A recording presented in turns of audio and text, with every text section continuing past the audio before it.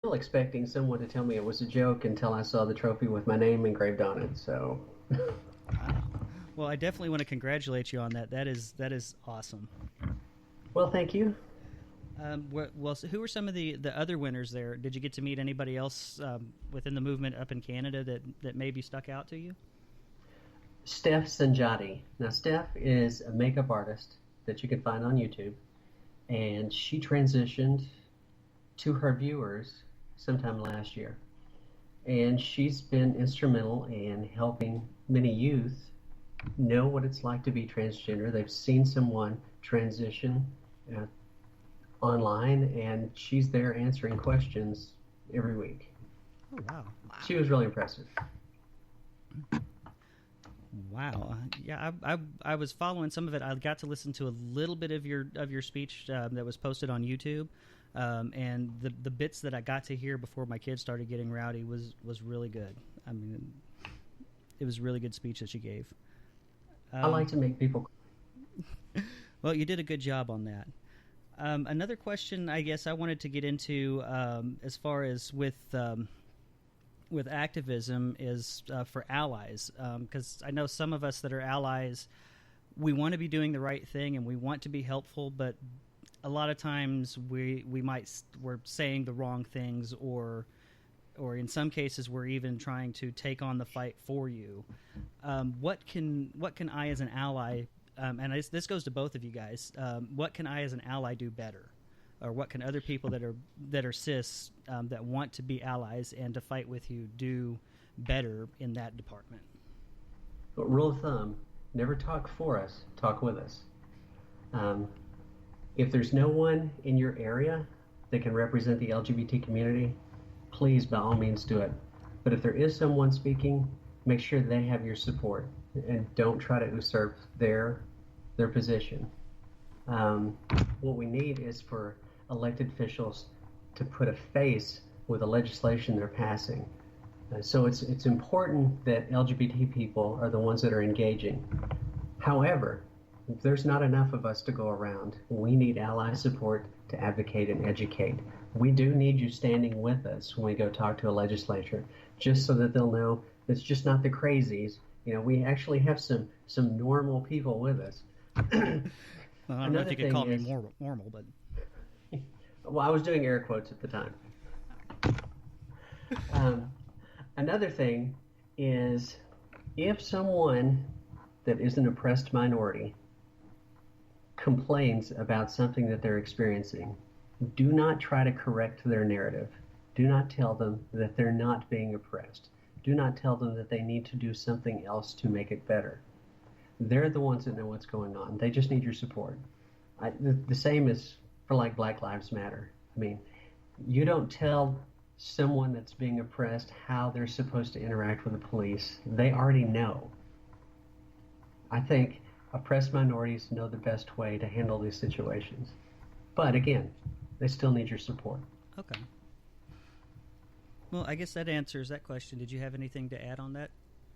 Or Oh goodness, I had a thought and it just kind of went out of my head because she was making some really good points about not, talking over trans people and talking with them, and same with any other group of minorities. But also, I think one of the things that I've personally noticed is that sometimes, a minority group is going to complain about the majority that oppresses them, and one thing I've had an issue with some allies in the past is that they suddenly get on the defensive, like, oh no, but I'm not like that. I'm a good cis person. I'm a good heterosexual person, whatever.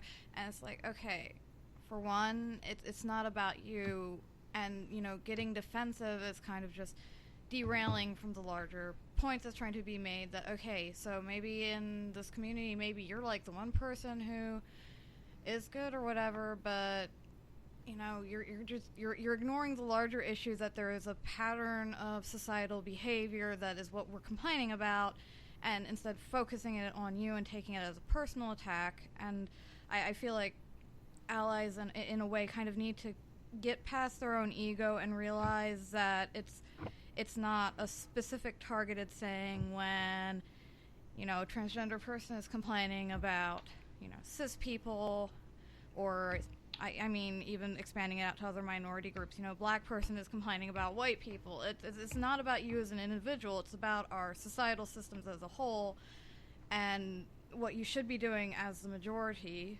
as someone in the majority group, is listening and realizing, and instead of getting defensive, seeing if you can observe that behavior, out in your community and, do something about it, Exactly. What we're complaining about is problems with the collective, not with the individuals. And if we wanted to call an individual out, it'd be as simple as just saying their name. But again, that's not what we're about. Exactly. If I'm calling an individual out, I'll be like, dude, Dave, that was not a cool thing you just said about whatever.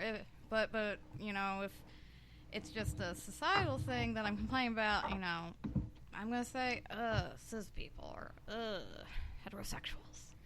Yes, and what we want the cis people to do is, instead of defending themselves, is to take that and go change the cis people that are fucking up. Exactly. This is a PG-18, no, right? The explicit tag is flying with pride, so don't worry about that. I hold the opinion that everything's permissible and nothing is sacred, and there's usually a 2-drink minimum. Well, I mean, brewer was in your name. I was wondering if I was supposed to have a beer. Well, not this time, because right now the beer for the next pub is right now in the fermenter being finished up, so we don't have one here either. Because no one sent me a beer. Oh, I can do that. I can do that. I've got a raspberry wheat, 5 gallons of raspberry wheat sitting in the fermenter right now. So this weekend I got a Belgian raspberry ale, and it was amazing.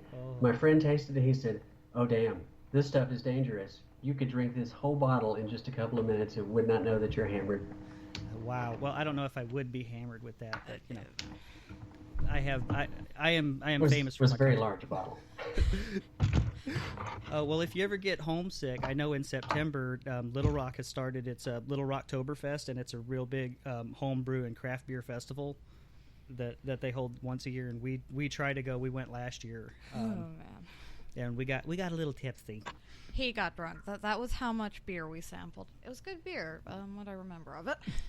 Yeah, I found a couple that I really fell in love with out there. Found a couple too, and thankfully I took notes because there was no remembering things next morning. This is true. I forgot I cannot keep up alcohol-wise with a guy who's got about 3 inches of height on me, and I don't know how much body mass. I'm a small, short, tiny thing. Yes, you're just such a tiny little thing. I know, I'm so adorable. Well, let me ask a little bit about the bathroom bills. We know that HB2 went through North Carolina like a firestorm, and they tried to do something similar in Tennessee, if I'm not mistaken, and you guys were able to put the kibosh on that. Did you guys have a particular strategy? I'd like to say that we did. What we hammered the legislators with, and the governor, was that if they enacted this, they would lose federal funding for their schools. They really took that to heart. And when all the blowback happened for North Carolina, it was right towards the end of our session, and there were major second thoughts. And so what they did was put it on hold until next session, because what they're waiting on is they were hoping until between then and the beginning of the next session, they're going to see what happens with North Carolina.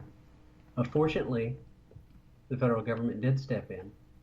But of course, we've got all these lawsuits going on right now. Mm-hmm. And if there's not a positive resolution by the middle of January of next year, I'm fairly certain Tennessee will pass it. Yeah, I know Arkansas is trying to head down a similar road. And Virginia just did this, or West Virginia, this past weekend, they got into it. Yeah, I'm not surprised with West Virginia because my dad's family's from out that way. But yeah, here in Arkansas, Rapert and his crew have been really trying to hammer that home, and it's, here living in the buckle of the Bible Belt, we catch all of that, and it doesn't matter if Arkansas, it's kind of like Mississippi. It doesn't really matter if unless Walmart raises a big enough stink, maybe they'll maybe they won't pass it, but it's going to take something that big as for some of these bigger corporations to actually step in and say, no, we will pull up stakes. You know what's funny is Target, when all this brouhaha came down on Target, they hadn't changed their policy. They just announced that they had one. I mean, their policy changed in 1993, where they had a gender-affirming restroom usage for their employees. Mm-hmm. Walmart did the same thing in 2011, but they haven't announced it. Right. And you don't see people over at Walmart throwing a fit. No, it's just because I think it's just because it became one of those wedge issues, the hot buttons that people want to just hammer on because it's ew ick kind of a factor to it. It gets people riled up. It's a very specific kind of ew ick, and never mind the whole fact that if a criminal's going to do something, it doesn't matter if it's against the law. I think I've heard that argument somewhere else. It was something about a gun debate, that they like to bring that up. That yeah, but in the one case they're like, oh well, it doesn't matter if it's against the law, so we should have the law be this and be very permissive. And in this case, it doesn't matter if it's against the law; it should still be illegal. I don't know. Well, it's really hard to correct the narrative that's going around in the country right now, because the legislators that are against us, they'll say. I believe that they believe that this is a decision that we're making. Now, the decision that we make is to transition. We don't make a decision as to who we are. Right. You're absolutely right. So most people don't realize that while we're in the uterus and we're growing into a baby, that sexual development of the genitals occurs separately from sexual development of the brain. Mm-hmm. So it's very possible for the anatomy to become sexualized into male or female, but the brain not do the same thing. So you can have someone with male genitalia and a brain that's female that was never masculinized. So it's like walking around life and you've got the sensors for the wrong parts. The feedback coming back to your brain is wrong. There's something that's supposed to be there that's not. So you have this sense that something's missing or something's wrong all of your life. And by the time you're old enough to realize what it is the time that you're old enough to start being oppressed and told that there's something wrong with you, that you're mental, you need therapy. Right. This is what we're fighting against.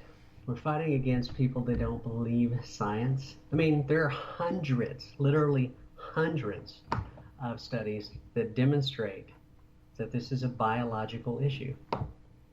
Exactly. What are there, like 2 or 3 religious nut jobs that says it's not, and so we should listen to that instead? Yeah, and that's one of the reasons that for me, I classify myself as an atheist, but I waffle back and forth on whether or not I'm what they call anti-theist, which is just against anything that has to do with God whatsoever, religion. And part of it is for that reason, that people just want to turn off the critical thinking skills and believe whatever the pastor says or whatever this book that was written by a bunch of nomads back in the Bronze Age that didn't even know how to wipe properly. Well, hell, it'd be okay if they believed what was in their book, but they don't even believe that. True. Yeah, they believe in a variation on it, I guess, what they want to. It's kind of a cherry-picking kind of thing. But, don't get me started on religion. Oh, God. Well, we don't call it Skeptic's Brewpub for nothing. And when I say, oh, God, I'm spelling it G-A-W-D, okay, just so that you know. Well, that's okay. I'll say, oh, God, whenever I hear something that's unbelievable. So... That's okay. I say, oh, God, and he goes, yes, my child? It's like, damn it, David. Well, sometimes I'll get mad and say, Jesus Christ. And my wife, whose name is Jamie Combs, she'll say, well, we do have the same initials, honey. Nice. I like it. Oh, so talking about at least transitioning, do you have any tips for people that maybe are still in the closet or maybe that are starting to transition but are maybe having some issues along the way? Is there any advice that you have for folks that are just coming out? There's a few things. Number one, a lot of times we don't give people around us enough credit. Now, this isn't always the case, but in my experience and the experience of others that I'm close to, we often expect a far worse um, a far worse response from people